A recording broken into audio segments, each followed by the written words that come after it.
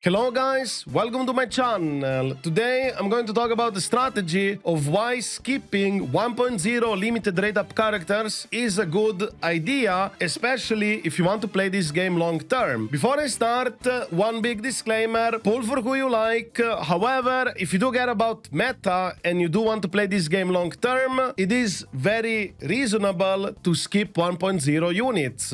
It is very common in horror games and even in other gacha games to release rate-up characters in 1.0 patches that do not really age well. Do you remember Cell, Jingwan from Honkai Star Rail, or Klee, and to some extent Venti from Genshin Impact? It's not just where units will just do less damage compared to the new ones, but also the new units will have better features, more packed kits, and better quality of life changes that makes them so much better to play compared to 1.0 units. And this is how these companies do, because that's how they sell you the newer characters as well. To some extent, it's not just the looks, okay? People do care how strong or what the new character does. So specifically for Ellen Jo and Zhu Yuan situation, both of these units are attack type role units. They're basically pure DPS units with no supportive capabilities or anything like that. Do not get me wrong, Ellen Jo is an excellent character as of right now, but how well she will age later on, a big question mark. Because her freeze mechanic and shattering, we do not even know if the future enemies might have resistances or immunity to freeze. They do that, she can quickly fall apart. But more importantly, by not having any supportive capabilities in her kit and just being a pure DPS, she's more likely to get phased out by another future Ice DPS. This game is most likely going to release 2 5-stars per patch, just like Honkai Star Rail, so the likelihood of the 1.0 DPS getting replaced even faster is there. But also regarding Ellen, do keep in mind you can always reroll for her. You will have around 10 event pulls from rerolling, which takes about 20 minutes. So you could try to start with Ellen Jo without actually using a lot of pulls to get her. That's one way to go about it.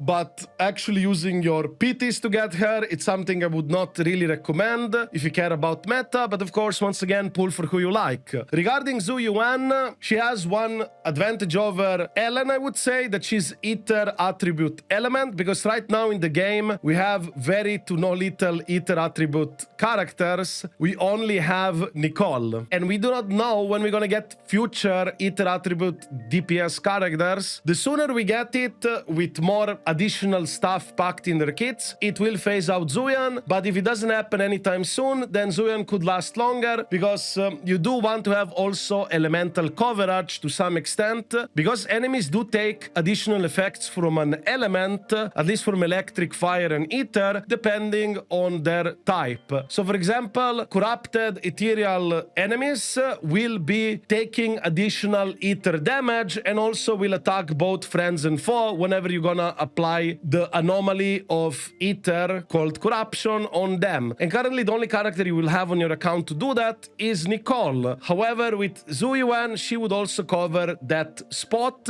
But once again, Zhu Yuan is just a pure DPS as well. She has nothing else besides, I guess, this little advantage of being the sole DPS of this element as of right now, which is probably not gonna last long, because once again, as I said, if they keep releasing 2 5-star characters per patch, which is very likely to happen, then yeah, it's gonna get phased out. Of course, as we get more info of 1.1 characters, what's coming out there via leaks or drip marketing or whatever, we'll have a better idea how to go about it. As of right now, I already know about 2 characters, which is Lucy and Piper. Both of them are confirmed officially to be 4 stars, and these characters have some very interesting kits. For example, Lucy is a fire support, and she has the ability to buff your entire team attack.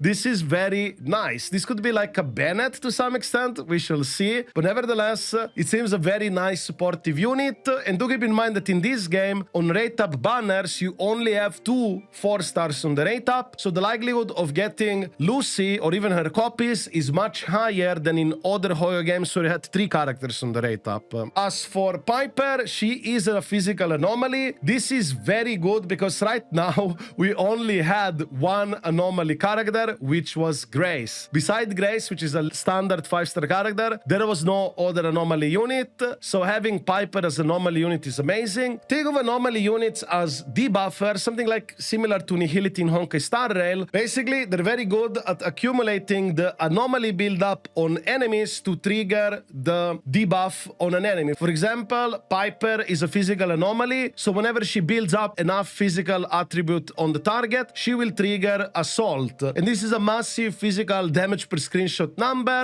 that also interrupts the enemy and also increases the days inflicted on the target, meaning you'll get to stun the enemies even faster. So Piper seems also pretty good pick up, and also Piper has the ability to buff your entire team damage. Not attack like Lucy, but damage. So technically, you could combine Piper plus Lucy in the same team, and you have a nice damage boost and attack boost in one package. And because both of them are from the same faction, you will get the additional ability bonuses, which is pretty cool. As soon as we get more information about the 5-star characters that we're getting in 1.1 patch, I will also cover them so you can have a better idea how to go about it. But it is very safe, even with little to no information about the upcoming characters, it is very safe to assume that one of the upcoming characters in the near future is definitely gonna be something massive and very good. Once again, I would like to remind you, do not get baited by the hype. I know a lot of people will be saying Ellen Joe or Zhu Yuan, best thing in existence, and they are probably right because the roster is extremely small right now, but do trust me, just like in their previous games, they will add better units. If you can be a bit patient, even just going for 1.1 characters is definitely going to be a bigger and better deal than going for these 1.0 characters, especially if the 1.0 characters are anything like stun units, support units, or anomaly units. These type of units probably will age definitely better than assault pure DPS units.